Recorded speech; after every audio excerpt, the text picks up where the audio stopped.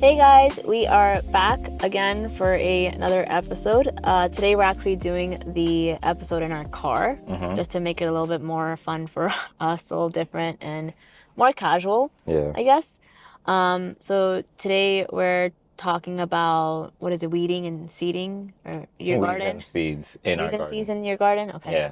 Basically, it's kind of like a part two to the Dying to Self episode that we made a couple months back. If you haven't checked that out, go ahead and check it out. It was really good. I've heard it a couple of times and it was necessary. But this summer, just for a little bit of context, I was taking an intensive. It was a language course for, yeah, it was what, 1 2 months or something like that. And on a day-to-day basis, I found myself struggling to rely on God. But halfway through the course, I was just like, oh, okay, there is no level of self-efficiency that's going to get me through this course. I'm basically going to give it to God or I'm not. And I knew that if I didn't, I'd be essentially losing this fight. But once I got past Hebrew, once everything kind of cleared, like the smoke from being able to actually get past the language, I realized that this kind of like note of self-efficiency came back into my life. And it started with working out because I wasn't working out at all during the time that Hebrew was going. I was just like, nah, bro, eat, sleep, and breathe Hebrew because there's no other way to pass this class. And this could be like literally any other class, but I feel like God put me through the ringer with this just so that I would learn dependency on Him. So Anam, I know that you've gone through different situations where you felt like you could only rely on God to be able to get out of a situation. This was that for me, and you guys probably have had a similar situation. But once I got out, I literally was just like at the mercy of my own desires, and things started to go a little weird after that.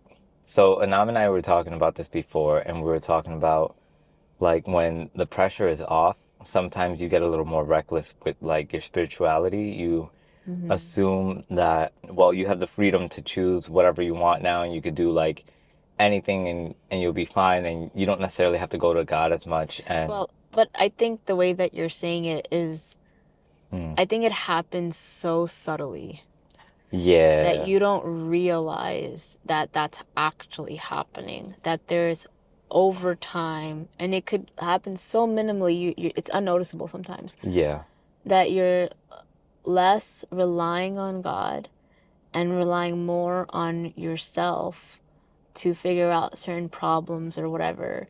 Like, for instance, working out, that's not a bad thing, no, right? But I think that for you, because you went from like one extreme to another extreme, mm-hmm, it's like, I remember when you started out, it was like, yes, it's obvious. You need to like be healthy and work out, whatever. But I think sometimes what happens, if you're not like in these moments when the pressure is off, when you're not feeling the pressure of school or work or whatever, or you're out of a stressful time, mm, it's like that dependency, though, should not leave yeah. in even the things that don't give us stress, like working out, or you know what I mean? On the first day or two, right after I got out of class, I immediately heard a voice telling me like, and I mean that as in like I felt a conviction, just to clarify. But like when I hear a voice, I'll let y'all know. But when I got out of class, I felt convicted very heavily that I should not stop this routine of waking up every morning at like 4 or 5 Yeah, and going straight to God. yeah, And literally within the first week, I kept on hearing that like, hey, you're getting distracted. You're intentionally being messed with so that you get lured away from me. yeah. And I kept on thinking to myself, I mean, I'm just hitting the gym and I'm going on a walk. I could listen to like the Bible on audio, or I could just pray while I'm taking my laps. And then it Yeah. progressively became, well, I mean, I could just like do a couple of pull-ups and then I And could just, and the thing is there's certain days where yes, that is enough. Like that is good enough, or that is something that you should be doing rather than your regular routine maybe. But I think it's like sometimes we go into that mode, but then we don't never come back to our usual routine. I agree. However, for me, I think it's so subjective. Like everybody has their own thing. So like if you're gonna go connect to God for like 5 to 10 minutes, do that. Like I think that's really all you need. But like when you've been steadily like incrementing, now you start noticing yourself digressing back into, well, I don't really need to spend time with God as much anymore. Yeah. You should start getting, I guess, Did cautious. did you start feeling that I though? did. I immediately felt that within the first week out of class. Yeah. I started to realize that I was slipping with my time with God. I was just like, okay, maybe I could just, finesse this here and I'll be fine. And Yeah. but then within a week, 2 weeks, 3 weeks, I started to realize, oh wait, my spiritual life is like tanking. I'm Yeah. not spending as much time with God. I still am, but it's nothing like what it used to be. Yeah. And the thing that I understood during that class was this isn't even about the class. This is about your Yeah. lifestyle. Like I'm trying to change you so that on a daily basis, no matter what season you're in, you always know how to run back to me. Yeah. And when I started to work out again, I started to feel when I started to work out and put that above God, Yeah. that's when I started to feel like, oh, I don't know how to come back to you, and I also don't even necessarily desire it as much as I used to. Yeah. I think the crazy thing is me and you were going through a very similar thing at the same time. What do you mean? Because I was also going through this issue of like working out and whatever, and like trying to meet certain metrics and Mm, numbers or whatever, and starting to realize like, oh snap, like I'm making it more about what I want and what I think is good rather than like asking God like sometimes to me it sounds corny, but like it is asking God like how often should I be working out? mm, Am I doing too much or whatever? You know what I mean? yeah. Things like that. And I feel like in my mind, I when I'm going through those moments in real time, I don't notice it, but looking No. back, I'm thinking like, wow, I feel like if I just took 2 or 3 steps back and Mm-hmm. just breathed a little bit, actually prayed about it. I think one thing that we've been talking about lately is what decision gives us peace. Because just because a decision gives us peace doesn't mean it's easy either. Mm-hmm. Hard decisions, like doing the hard thing, can still give you peace, Yeah. right? And so that's one thing that we've been kind of constantly asking ourselves now is like, what is going to give us peace in this? Yeah. And I think that's something that I wasn't asking myself. I was more concerned about like just meeting my own personal and honestly like selfish goals. Mm. And it's not selfish like to do certain things for yourself, but I think when you're not even going to God for it and it becomes like a standard, Yeah. it becomes selfish. It becomes a God. It takes Yeah. the place of God. Yeah. Okay, so time jump. Couple weeks later, for Mm-hmm. me, I find myself in a position where, yeah, I probably already know, but like I sold the PS5 to get podcast equipment, and that might not be a huge L for certain people, but for me, that was like my life savings basically. And then what's wild is I was like, yeah, I don't really even need a game anymore. I don't feel the need or desire to. And during my downtime, as I've progressed away from upkeeping my spiritual life to the level that I had during those summer intensives, I think I was more vulnerable. So what wound up happening was I started to get back into like phone games a little bit. And I thought of it as really like just innocent. I couldn't see anything wrong with it whatsoever. And then all of a sudden, during a really stressful day, I decided to order like some controller thing called a Backbone Plus. But basically, it was from PlayStation and it connects to your iPhone and it makes a console out of your phone. And in my mind, I was like, this is harmless. And a couple of days prior to that, I felt a voice kind of nudging me saying, hey, don't get back into this stuff. Like, and I couldn't really notice that I was slipping to the extent that I was. Well, why couldn't you notice? It felt PG. So, like, to be very upfront, I downloaded like a Pokemon game and I was playing that. And I was just like, this is harmless. Like, this is nostalgic. This is from my childhood. This gives me a sense of identity, and it feels like a means to like de-stress without having to compromise any of my moral values.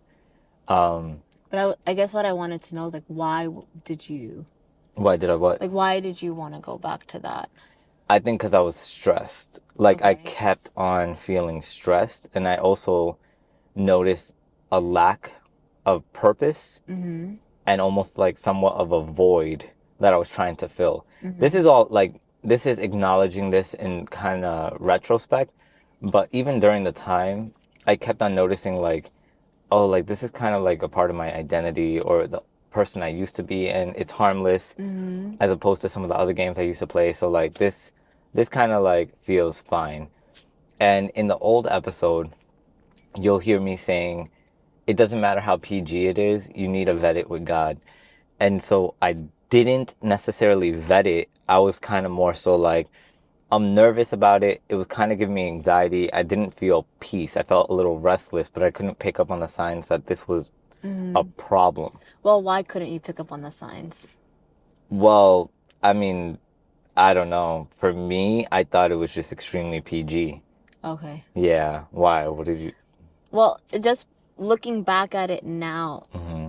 at the situation now, I feel, and we're reading a book that's kind of about this type of stuff, is like going back to the lack of purpose, Uh, like feeling like discontent with your situation, and like you're talking about identity, right? yeah. And I think everyone, like, we're not saying gaming is bad, No. but I think everyone has something that's going to, like, not be the best for them, but for someone else it's okay, Yeah. right? That's what it is. And I think that when there's a lack of purpose, when you're feeling like what should I do, or Mm. what is my reason for all of this, things Mhm. like that. I think we want to go back to what makes us feel comfortable and Yeah. comforted, and that's normal, and that's a good desire. But I think the thing is during that time when we're not going to God for that, for to be that comforter, to be Hmm. that source of comfort, and we're making all these decisions, these really quick decisions, right? I think we can start to make certain choices that may not look bad at first, but sometimes they're not the bad choices, but they can lead to other choices that can become Worse off. worse for And us. that's really what happened because, like, the gym was the beginning of that. Like, Mm-hmm. immediately after taking that class and being with God on a, like, toe to toe, like, let's Yeah. do this, I exalted the gym over him by making that the first thing I did in the morning and justifying, oh, I could just listen to the audio Bible. Yeah. And that might not be a problem for other people. Like, I actually encourage you to do that if you're not really doing anything right now. But I think as you progress in Christianity, there is kind of like an accountability or responsibility to keep making strides in your relationship with God in the same way that like me and Anam or like any other couple would go from a certain phase in the beginning of dating to another phase later on and then progress into marriage and continue. I was gonna say, it just reminded me. It's really funny that, like, today we got in an argument Hmm. because I felt like even in the little moments that we have together, Yeah, like we're not being as like intentional. as intimate, Mm, like in terms of just emotionally, or like just connecting. yeah. And it just made me realize, like, I get upset about that. But then when we do it to God, and we're not taking Mm, those moments, even if you have 2 or 3 minutes, minutes. like I was saying, like, even if it was 2 or 3 minutes, like, I really appreciate sometimes these things. Mm, And I'm wondering if it's like God's like, Me too. Yeah, honestly, that's a really good point. So to circle back to like what I was saying, you bring up a valid point. I'm at a place with God in in my relationship with him where I should be spending much more time with him. Mm-hmm. And yet I'm finding myself putting other things above him, and Mm-hmm. I'm compromising my time with him so that I can go selfishly pursue things that aren't necessarily in accordance with where we're at in our relationship. Mm-hmm. And he's asking me, hey, what about me? Like, Yeah. do I fit into your time for the day?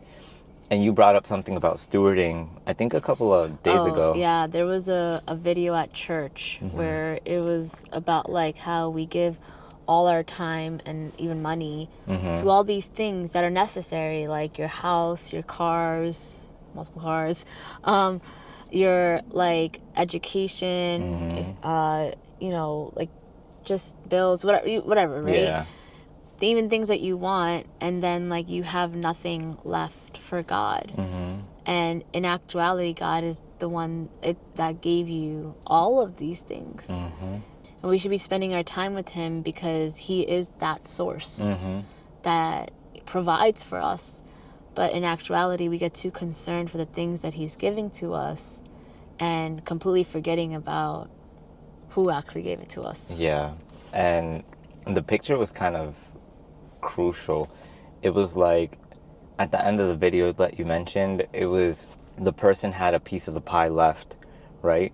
And after they had divided the rest of the pieces of the pie to everybody else and everybody else was eating, right? This person was like, well, I have this portion left for myself. And then you see God at the other side of the table looking at you and kind of like, well, I mean, and you're like, I'm just going to eat it. And you go for it. And then when you close the lid, you find out that the entire pie belonged to God. And I thought that was like, that's tough because often that's what I do. I give away all the pieces to everything else and then I leave nothing left for Him. Yeah. It's the whole thing of like when you're going to God, and let's say you go to God at night. There's some people who can do it. But it's like, for me specifically, like I don't have the energy at night. Nah. I don't have the energy or the desire or the motivation. Like as the day goes on, I feel like my all those levels tank Yeah. over time. Yeah. And You can't give Him your yeah, full. I'm saying like for like or other people, sure it works, right? But for me, and it's not to say that like the only time you should be going to God is during like the mornings or whatever, but it's like that choose a time that you know before you do anything else, it's set aside for God, and then like keep in contact with Him throughout the day. That's the newest conviction that I've Yeah. received. It was like, okay, like during my class, I basically got really good at spend 10 minutes, okay, 20, now an hour. All Yeah. right, now spend an hour every day and continue that. Yeah. And I got consistent where like my prayer was really, it really just felt like I was talking to somebody, chilling with them for an entire hour, and I was just so blessed by that. But then it progressed into, okay, this time that we have together will only carry you through the morning.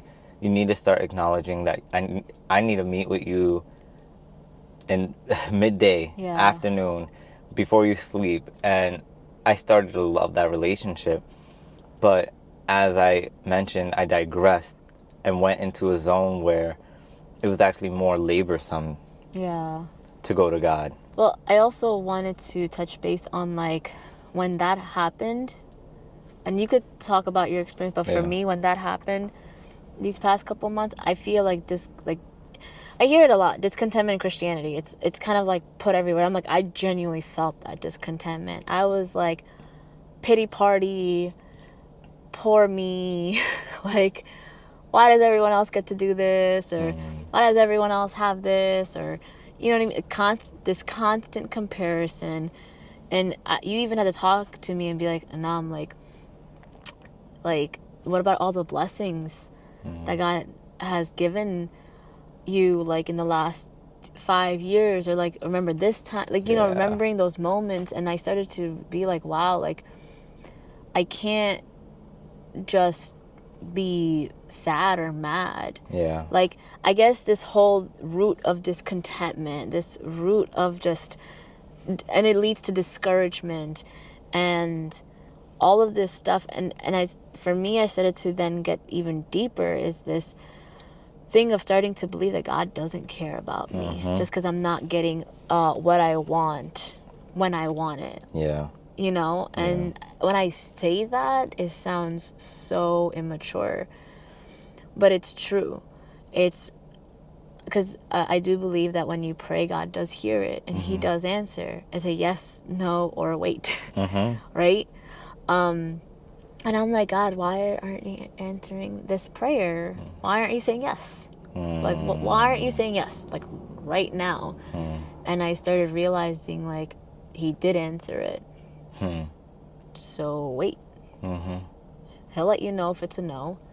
He'll let you know if it's a yes. But continue on with your life.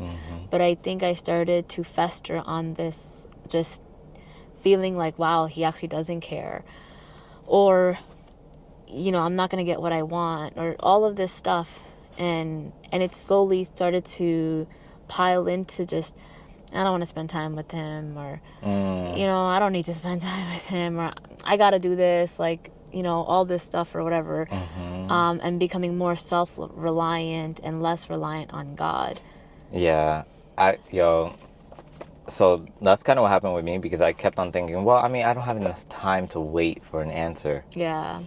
And it's sad, because it's like, I mean, what are you doing that's so fabulous? Yeah. Anyways, like, you're going to go do this and then you're going to feel good about yourself, or what? How long is that going to last? Yeah, and that, for us, it's like, think about how many times in your life you've finally gotten the thing that you wanted, and did it actually satisfy you so much that you didn't want anything else again? No, at some point, like, it's like, okay, now I want this. Right, now I want this. It almost becomes like, and we spoke about this, lifestyle creep. Yeah, it's like an idea of it. Yeah, it's lifestyle creep is kind of, what is the word? It's being jealous of, or seeking after certain things that you don't have, and it keeps growing, this desire for... Because when you do get it, you think that you're going to be satisfied, and but it's you're that not. dopamine effect or whatever. You're satisfied for a bit, but now you look at something else, you're like, oh, I want that. So it doesn't necessarily have to be with things. No. It could be like your job. It could be like what you want to do. It could be accolades. It could be like anything, but any it's like idol that isn't something that you think is going to satisfy you, and as soon as you get it, wait a little bit and it's not going to satisfy you anymore. That's exactly what it is. So, like, for me, it did grow. That's why we wanted to talk about weeds and seeds. When you're nourishing your garden, which is your mental health, your body, your life, by pouring in spiritual time with God, those seeds become fruits that are ever blessing you long term. Whereas these weeds, when you let them in, what they do, and I think everyone's seen this, like, weeds will grow anywhere. Oh my goodness. They will grow in cracks, in sidewalks, and what they do is the roots become so strong that they're actually able to break apart sidewalks at some point, given enough time. But sometimes that happens because we're not surveilling. We're just letting things in nonchalant and thinking that we don't have to be intentional with these things, or they're so PG that, or innocent, or it's just a one-time thing, so why not? And then it becomes bigger than we expected it to be, because we haven't really taken the time to acknowledge, oh, this might be a problem long term. It reminds me, and it's a sad illustration because it's our legitimate garden. Oh, we were so hyped up about this garden. So we went and got this, I think it was like organic even, but from like a legitimate farmer, like got all these crazy cool jalapenos, or like different types of peppers or whatever we wanted, right? And we weeded the garden, we freshened it all up, planted everything, and we were so excited. And then I think during that time we got so distracted with other endeavors that we stopped taking care of it. Yeah. And literally, I go back there now and I'm like in shock because, okay, like I was going back there initially and I was taking out the weeds or whatever because they would keep coming back up, and we didn't necessarily have some type of method on how to figure this out. So I would just go back and just keep, taking out the Pulling. weeds or Yeah. whatever. And at some point, I think we got so distracted and literally distracted and busy that came back a couple weeks later and the weeds were beyond what I feel like we can even pull right now. And I started looking at the actual like fruits, like the things that are growing from our plants, and they're so small. They're like not doing well, because we've had these plants before and they grow really big. And I'm like, oh my goodness, I think the weeds are taking energy away from the fruits, because like technically these are fruits, so from the fruits that are growing, and the fruits are now smaller. Yeah, right, in because comparison. all that energy, all the nutrients, all the water is being taken into the weeds. Yeah. And we don't necessarily want the weeds in the garden, but we Yeah. didn't like, like when you're not taking care of your spiritual life, you don't realize that after 2 or 3 weeks you're like suffering with Bro. things that you shouldn't be suffering with. But if you just did a little bit of that weeding every day, your fruits would be so much bigger and you would be able to enjoy it, and just relish in the fact that like, wow, like this was awesome. And I feel like it's kind of a sad illustration, but it definitely made me learn like you gotta take care of your garden. Yeah. And what's interesting is I had that epiphany when I was on the phone with our counselor, and we were speaking about this, and God gave me that illustration very visually when I was looking at the garden, because, and like certain other areas in the property, like I saw a weed growing in the middle of like a rock bed, Yeah. kind of a thing, and I'm like, man, you guys are mad aggressive, like, sheesh. So I started pulling the weeds as she was talking, and then it hit me like, yo, bro, these things will creep up in your life. Yeah. And as I was talking to her, she was like, certain things will creep up in your life and take Wow. precedence. And the thing that you're not doing is you're not tending to the daily needs, the things that need spiritual nourishment. And I was like, this has got to be a joke. Yeah. But I realized God was using her and the visual illustration in front of me to let me know, like, yo, take care of your ministry first, which is your marriage. Then take care of the ministry that you guys are doing together. Then comes everything else. And I was just like, whoa. Yeah. And that's honestly the main reason that I think I started to backslide and started to move away from God. When we had to take a small break from staying qualified to be able to do summer classes, intensives, and other things, we were growing, but then immediately after, we didn't get back into the spiritual, nourishing components of our lives that we were doing prior. Yeah. And so that left a huge void, and that left me feeling purposeless. Then I started to try to fill that in with like everything under the sun. And it took me to be back in a position of wrestling with God over something that I had already given over to him. Yeah. And even just yesterday, I was like, yo, I promise I surrender everything. Like, you could take anything you want and freely, like, I will not even. So I basically re-surrendered games and everything else. And it's not to say that, again, games or anything in particular is just from Satan or necessarily even a waste of time. It's just for me in the season that I'm currently in with my relationship with God.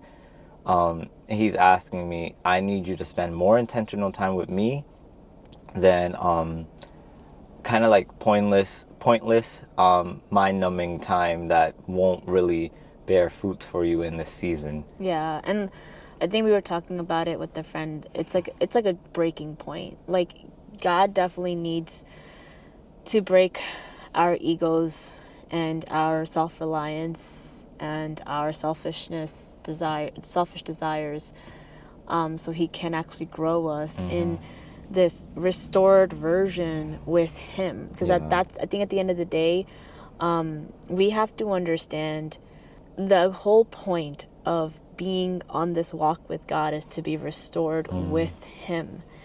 and ultimately, like, he knows best. And we were talking to a friend yesterday about it, and like how I even came to this revelation that like God is more concerned about our own salvation than we are. More, yeah, much. And that is crazy. Like that, I can't wrap my head around that he's more concerned about me being restored to him and having eternal life than I am. Because in this moment, I can only see this. Yeah. Right? And he's like, I see so much more for you. Bro. I wanted to go into this book that we're both reading. I won't say the name. But I wanted to go to the book that we're both reading because I feel like it took me a while. Like, it's a devotional type of book. And technically it's supposed to be like every week is a chapter. So it's 8 chapters. I did not do this in 8 weeks. It's like it's a 5 lot. or 6 months. But it's insane how every time I read it, it's like, this is exactly what I'm going through. Yeah. And yeah, it's not like super generic, but literally she was talking about how when God blesses us with something, right? Sometimes we want to be selfish with it or whatever we have, like desires. Even when we want something and we're not going to God with those desires, it's like we just kind of get hooked onto the desire, and we don't necessarily give it to God. Like, is this what you want me to do? And sometimes, like, we're not even okay when he says no. Yeah, no. We don't trust that his no is actually beneficial for us. It may be protecting us. Maybe he has something bigger in mind for us. Maybe he has something better. Maybe it's... And we won't understand it until it happens, right? And she quoted this C.S. Lewis quote, and I just kind of wanted to read it. So C.S. Lewis, I don't know what book he actually says it in, but this is what he says. I think all Christians would agree with me if I said that though Christianity seems at first to be all about morality, all about duties and guilt and virtue, yet it leads you on out of all of that into something beyond. One has a glimpse of a country where they do not talk of those things, except perhaps as a joke. Everyone there is filled with light, but they do not call it goodness. They do not call it anything. They are not thinking of it. They are too busy looking for the source from which it comes from. And that convicted me because I'm like, and sometimes as like I'm guilty of this. I get stuck on like the thing that God has given me. Yeah. And that's good, and you need to praise him for it, but then you have to keep looking for the source. Yeah. And she was basically saying that, like, when you take your eyes off of God, they'll go straight to you. And all the things that you hate about your life, all the things that you want to change, or even all the things that you love about your life, they become hyper, like, focused. Like, you hyper focus on that. And you start feeding that and not feeding your relationship with God, not looking to him. Yeah. But yeah. So the same lady says in the book, which I'm just going to put you on. It's really funny. It's slightly awkward.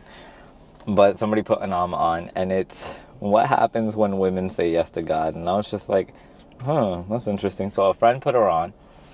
Well, and I think I was reading a lot of it to you because I was so, like, shocked by it. And I was just like, yo, what book is that? Like, do they have one for males? And they were like, no, she has a women's ministry. And I was like... She's a Proverbs 31 ministry person. Yes. And so I was like, yo, this lady is, like, she just drops some heat. Like, she speaks about God in a way that makes me feel like I didn't know that anybody else shared that relationship with God in the same capacity that I do. And so I started just skimming through her book, and it so happened to be that she ordered 2 copies for some reason, and she was going to return it. And my pride got in the way for a little bit, but then I was like, no, I'll just read it. Don't return it. And I started to read it. And, like, in it, I immediately found so many means to be able to connect with God. Like, there's a means to be able to vet certain things and verify if certain things are even meant to be in your life. And I don't know if I'll be able to find it offhand, but she has like a 5-step process or something to find out if these things are good for you or if it's something that God would want you to have. Oh, I found it. And like really briefly, it says step 1 is, does what I'm hearing line up with scripture? Step 2 is it consistent with God's character? 3, is it being confirmed through messages I'm hearing around me? 4, is it beyond me? In other words, self-efficiency wouldn't even be able to get you to where it is that you think you're being brought to. And then step 5 would it please God? And simple things like that really just broke my mind, because I started to vet everything through this viewpoint that she gave me access to. But I basically used that to analyze some of the things I was doing. And eventually I hit a wall, because she basically led us to, she basically gave up her house, or she was on the verge of it. Her and her husband decided, you know what, I think God is asking us to sell our house, a house that they invested tons of time and money in. And so they decided, you know what, we're going to do this for God. And it happened to be that God may have wanted them to keep it, because once they finally gave it over to him, it wouldn't sell at all. And I would really encourage you to read the book so you get the full context of that. But at some point in the book, it asks if there's something in your life that's holding you back, and if it's meant to be surrendered to God. And I just kind of paused the book at that point, because I was like, I don't know. I was honestly being stubborn, looking back at it now. But it's nice to know that God is a safe place where you can actually pause and reflect on things, and he doesn't force you to make the leap if you're not ready for it. So I was able to talk to him about giving this stuff up again. And he was like, yo, take your time. Like, just know I do have better things in store for you. But this thing that you have in front of you, I know that it may give you peace, it may give you comfort, it may make you feel safe, but those are all very temporary. And I was like, yo, show me that this is something that you don't want in my life. And sometimes, honestly, that's a dangerous question, or a dangerous proposition to talk to God about, because he will show you. He showed me immediately, like, first off, this is wrong with it. Secondly, this. Third, you could be doing this, this, and this. And ultimately, it doesn't give me glory. And that was one of the main things I got stuck on. The thing that I was doing wasn't necessarily even communal. It wasn't bringing me closer to you. And I wasn't really growing spiritually by means of it. So I instantly understood, oh, you really do want me to relinquish this to you. And sometimes he'll have us surrender things for him to be able to help us better understand how to utilize them better. Yeah. All of this is playing it by ear, and learning how to walk with God and hearing his voice. But at the end of all of this, it basically led me to a place where I started to feel like, oh, okay, you do care about me. I mean, everybody kind of knows Proverbs 16 verse 9 to some extent, where it talks about man basically has his ideal situation set out in his mind, but God's the one who paves the way and sets the course. And for me, when I started to acknowledge, and I've said this before, God, like you mentioned, cares about what you care about more than you care about what you care about.